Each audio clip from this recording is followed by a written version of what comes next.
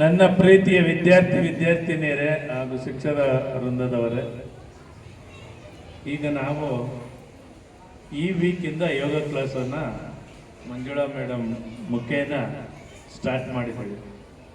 ಯೋಗ ಅಂದರೆ ಮೊದಲು ಡಿಸಿಪ್ಲಿನ್. ಯೋಗಕ್ಕೆ ಮ್ಯಾಟ್ ಹಾಕಿ ನೀವು ಕೂತ್ಕೊಂಡ್ರೆ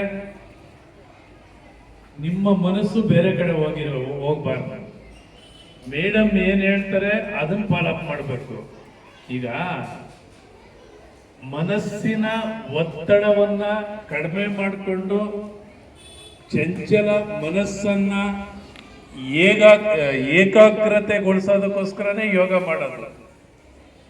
ಆ ಸ್ಟ್ರೆಸ್ ಅನ್ನ ಹೋಗ್ಲಾಡ್ಸೋದಕ್ಕೆ. ಮತ್ತೆ ಕೆಲವರಿಗೆ ಈ ಮರುವು ಇರ್ತದಲ್ಲ, ಆ ಮರುವನ್ನ ಹೋಗ್ಲಾಡ್ಸೋದಕ್ಕೆ. ಈಗ ಮೇಡಮ್ ಹೇಳ್ಕೊಡ್ತಾ ಇದ್ರಲ್ಲ, ಓಂಕಾರ.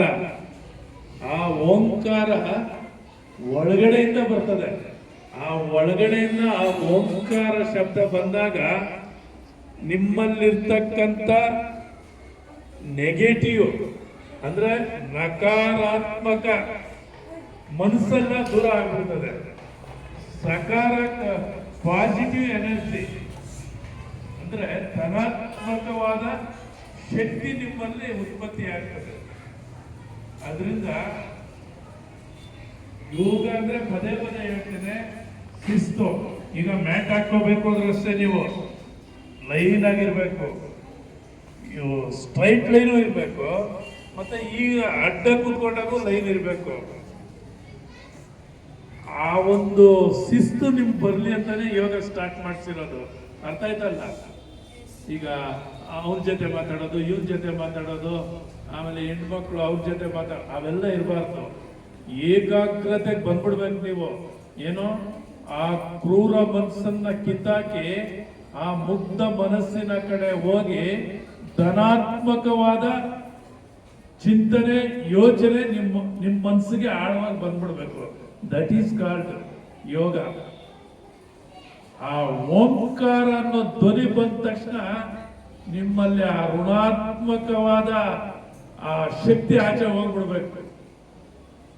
ಅರ್ಥ ಆಯ್ತಲ್ಲ? ಈಗ ಆತ್ಮ, ಮನಸ್ಸು, ದೇಹ, ಇದು ಒಂದಕ್ಕೊಂದು ಕನೆಕ್ಟಿವಿಟಿ. ಮನಸ್ಸನ್ನ ಏಕಾಗ್ರತೆಯಿಂದ ಇಟ್ಕೊಂಡ್ರೆ ಆ ದೇಹನೂ ಏಕಾಗ್ರತೆಯಿಂದ ಇರ್ತದೆ, ಆತ್ಮನೂ ಏಕಾಗ್ರತೆಯಿಂದ ಇರ್ತದೆ. ಈಗ ನೋಡ್ರಿ, ನೀವು ಕಣ್ಣು ಮುಚ್ಕೊಂಡು ಥಿಂಕ್ ಮಾಡ್ರಿ, ಓ ನಮ್ಮಮ್ಮ ಒಬ್ಬಟ್ಟು ಮಾಡಿಟ್ಟಿದ್ರು, ಮನ್ಸಲ್ಲಿ ಅನ್ಕೊಂಡ್ರೆ ಆ ಕಿಚನ್ ಒಬ್ಬಟ್ಟು ಮೇಲೇನೆ ಇರ್ತದೆ. ಆ ತರ ಮನಸ್ಸು ಹೋಗ್ಬಾರ್ದು. ನೀವು ಯೋಗಕ್ಕೆ ಕೂತ ತಕ್ಷಣ ಎಲ್ಲ ಬಿಟ್ಬಿಟ್ಟು ಏಕಾಗ್ರತೆ ಬರಬೇಕು. ಮಾಡ್ತೀರಲ್ಲ? ಶಿಸ್ತುಬದ್ಧವಾಗಿರ್ಬೇಕು. ಮೇಡಮ್ ಏನ್ ಹೇಳ್ತಾರೆ ಅದನ್ನು 100% ನೀವು ಫಾಲೋಅಪ್ ಮಾಡಬೇಕು. 1-2 ತಿಂಗಳು ಮಾಡಿ.